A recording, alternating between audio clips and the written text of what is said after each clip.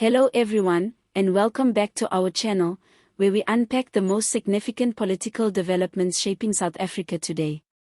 If you're new here, be sure to subscribe, hit the notification bell, and give this video a thumbs up to stay updated on all things South African politics.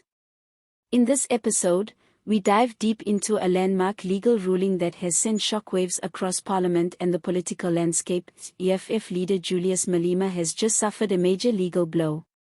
The Western Cape High Court has dismissed his attempt to block Parliament from disciplining him following the dramatic disruption by the economic freedom fighters during President Cyril Ramaphosa's State of the Nation address earlier this year.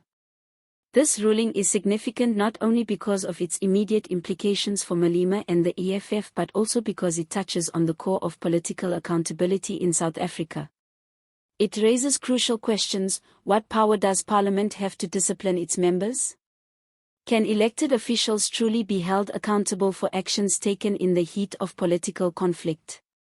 And how might this decision shape the upcoming 2026 local government elections, just over a year away? Let's begin by revisiting the incident that sparked this whole saga, the SONA disruption. Earlier this year, during President Ramaphosa's State of the Nation address, the EFF staged a forceful protest inside Parliament.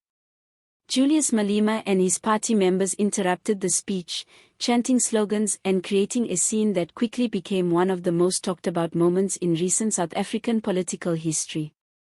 Supporters of the EFF hailed the protest as a bold statement against a government they view as failing the people, while critics condemned it as disrespectful and unlawful behavior undermining democratic processes. Following this disruption, Parliament moved to discipline Malema, invoking its authority to maintain order and respect within the legislative chamber. Malema, however, challenged this disciplinary action in court, seeking an urgent interdict to stop Parliament from proceeding with the sanctions against him. He argued that the disciplinary measures were unfair, politically motivated, and violated his rights as a member of Parliament. But the Western Cape High Court, under Judge Mogotilhing, ruled decisively against Malema.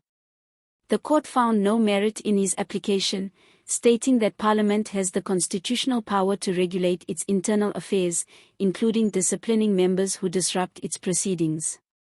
The judge emphasized that maintaining decorum in the House is essential for the effective functioning of South Africa's democracy and that Malema's actions crossed the line from legitimate protest into disorderly conduct. This ruling reinforces Parliament's authority to hold its members accountable, setting a clear precedent that political figures, even those as influential as Julius Malema, are not above the rules governing legislative conduct. It also sends a strong message about the importance of respect, order, and responsibility within South Africa's democratic institutions. So, what does this mean for the future of political accountability in South Africa? For one, it strengthens Parliament's hand to discipline disruptive behavior, ensuring that opposition parties and their leaders can no longer claim immunity when crossing established boundaries. It may also discourage similar disruptions in future sittings, potentially restoring some level of order to a legislature that has often been plagued by chaotic scenes and confrontations. However, the ruling may also deepen the political divide. The EFF and its supporters could see this as an attack on their right to protest and challenge power, possibly galvanizing further defiance.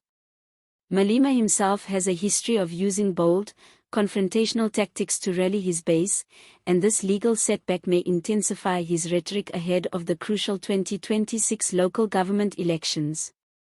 Speaking of elections, the timing of this ruling is particularly important. With less than 2 years before voters head to the polls, political parties are positioning themselves for maximum influence. The ANC, Ramaphosa's party, will likely view this judgment as a win for law and order, while the EFF may use it to fuel narratives of political persecution and resistance against what they frame as an entrenched establishment. The political battlefield is heating up, and this legal development adds a new dimension to the ongoing ANC-EFF rivalry. We can expect the EFF to push back strongly, using both parliamentary tactics and grassroots mobilization to challenge any perceived attempts to silence or sideline them. Beyond the immediate political theater, this case touches on deeper questions about the balance between legal accountability and political expression. South Africa's democracy thrives on robust debate and protest, but where is the line drawn between legitimate dissent and disruption that threatens democratic institutions? Legal experts argue that this ruling clarifies that while political leaders must have the freedom to express dissent, they also have a duty to respect parliamentary procedures. The judgment reminds us that democracy depends not just on freedom but also on responsibility. For the broader South African public, this case highlights the ongoing struggle to build a political culture grounded in respect for institutions while accommodating passionate political discourse. It also underscores the challenges faced by Parliament as it navigates the fine line between openness and order, especially in a country with a vibrant and often turbulent political scene. To conclude, Julius Malema's legal defeat at the Western Cape High Court marks a turning point. It reinforces the power of Parliament to discipline its members and sends a clear signal that political leaders must abide by the rules that govern democratic engagement. This ruling is likely to shape political behavior in the coming months and will be an important factor in the lead up to the 2026 local government elections.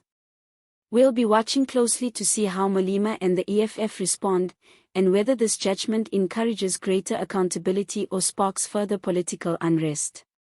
Thank you for watching this deep dive into one of South Africa's most contentious political stories.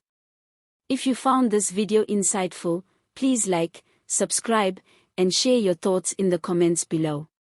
What do you think about the court ruling? Will it restore order to Parliament or fuel more conflict?